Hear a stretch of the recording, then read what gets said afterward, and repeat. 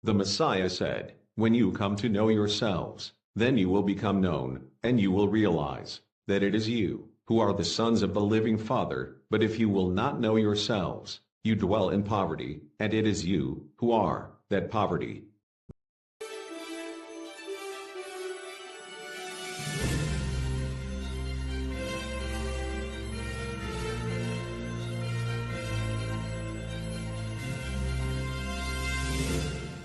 Bunga. Kasi ang verse na yan ay ginagamit ng mga sekta na kapag sinabi nilang bunga, may naakay ka.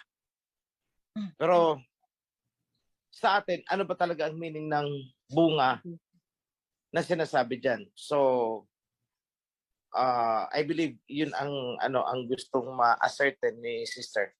So, sa akin is, it can be both. It can be both, yes.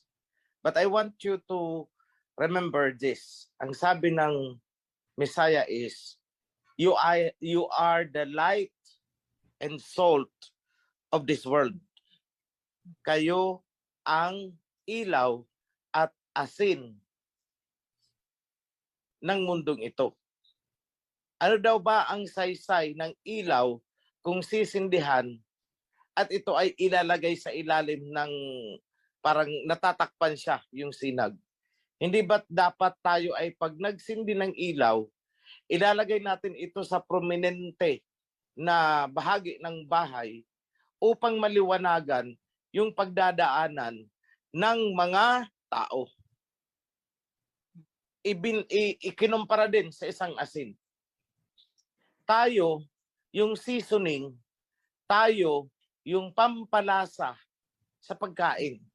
Ano daw ba ang saysay ng asin kung ito ay hindi na magagamit?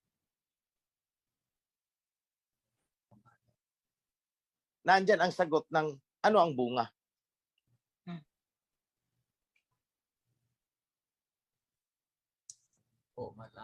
The same ang ibig sabihin ng parable na yan.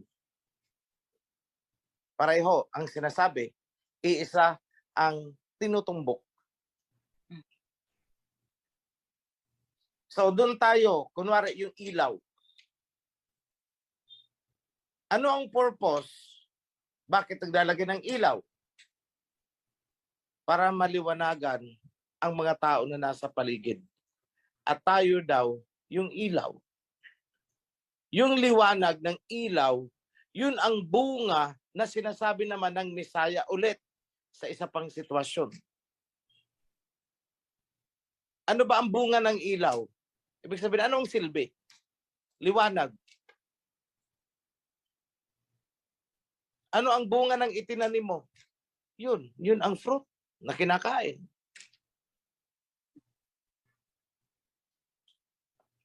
Ano ang silbi ng asin? Pampalasa. In short, tayo ay kailangang maging distinguished. We should be recognized by the people. Hindi yung recognized na purihin. Hindi yun ang ibig kong sabihin. Ang ibig kong sabihin, kailangang matanaw nila yung ating ginagawa. Our deeds.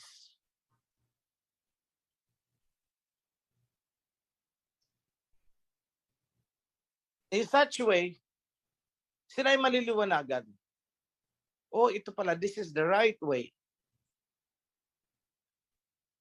At anong result nun? Is sasama sila sa tamang daan. Hindi sa dating daan, kundi dito sa tamang daan.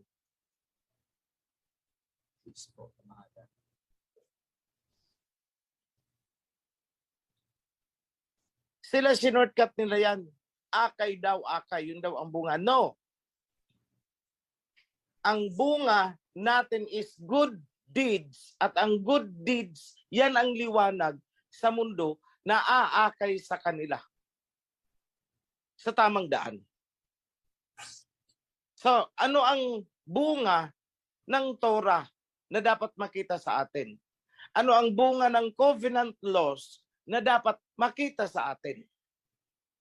Good deeds, righteousness. Yun ang bunga na dapat makita sa atin at yun ang magiging liwanag para